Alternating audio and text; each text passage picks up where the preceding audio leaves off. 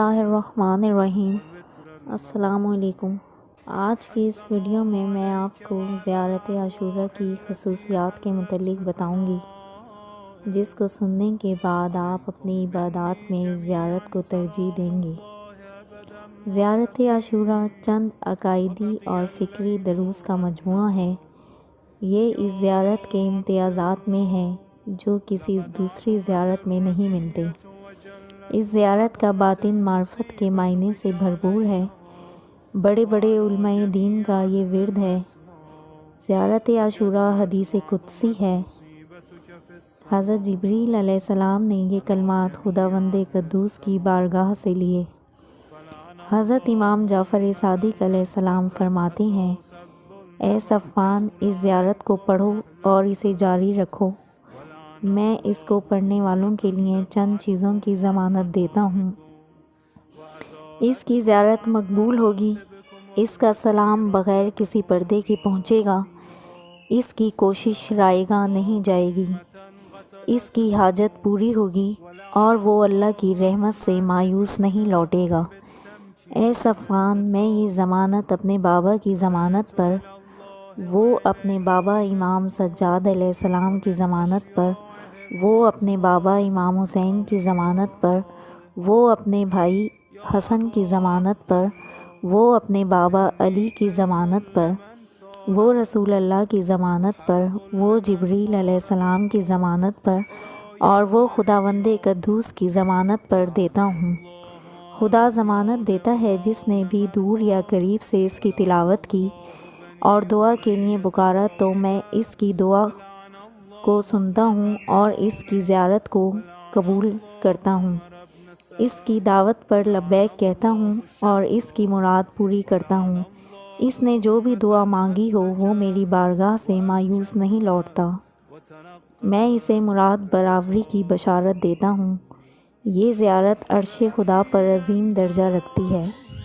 امام جعفر صادق علیہ السلام فرماتے ہیں، اے صفوان، جب کبھی بھی تمہیں کوئی حاجت پیش ہو، اللہ سے اس دعا کے ذریعے ہم کلام ہونا اور اس زیارت کے بعد جو دعا مانگنی ہو مانگنا، بے شک اللہ وعدہ خلافی نہیں کرتا۔ ایک واقعہ یہاں مرحوم آیت اللہ شیخ عبدالکریم یزدی کا بیان کروں گی۔ وہ فرماتے ہیں، جب میں سامرا میں علوم دینی کے حصول میں مشغول تھا تو وہاں پر وبا پھوٹ پڑی اور اس کی وجہ سے بہت سے لوگ زندگی کی بازی ہار بیٹھے۔ ایک دن میں اپنے استاد مجتہد سید محمد فشارقی کے پاس گیا اور مسئلے کا حل پوچھا۔ انہوں نے فرمایا کہ اگر میں حکم دوں تو تم اس پر عمل کرو گے؟ سب نے کہا جی۔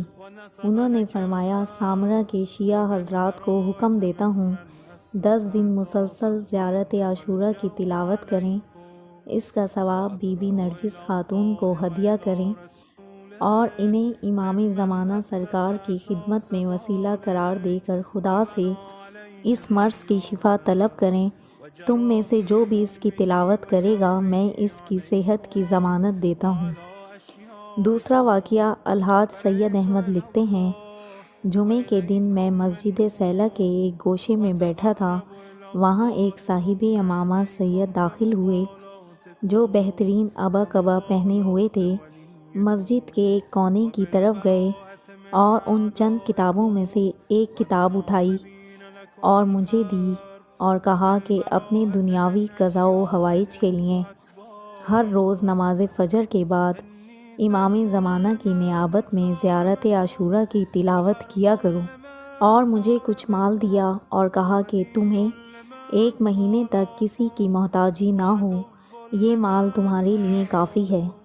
اس کے بعد دروازے کی طرف چلے گئے۔ اس دوران نہ میں حرکت کر سکا نہ بول سکا اور وہ نظروں سے اوجھل ہو گئے۔ اسی طرح آیت اللہ بہجت فرماتے ہیں، ایک شب خواب میں نے اپنے استاد کو دیکھا۔ ان سے پوچھا، کیا کوئی ایسی خواہش یا حسرت جو آپ کی دنیا میں رہ گئی ہو؟ انہوں نے فرمایا، اگر مجھے دوبارہ زندگی ملے تو میں بلا ناغہ زیارت عاشوراء کی تلاوت کروں۔ اس طرح بے شمار واقعات ہیں زیارت عاشوراء ہر مشکل کی گھڑی میں، ہر رکاوٹ، رزق، اولاد، غیبی مدد، حصول علم، ملاقاتی امام زمانہ، ناممکن کام، شفائے مریض، گمشدہ مال وغیرہ ہر صورت میں پڑھی جا سکتی ہے۔ یہ 41 دن مسلسل پڑھی جاتی ہے۔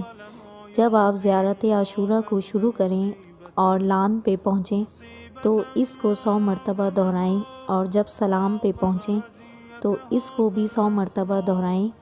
پھر سجدے میں جائیں اور دعا پڑھیں، اور آخر میں دعائے علقمہ کی تلاوت کریں۔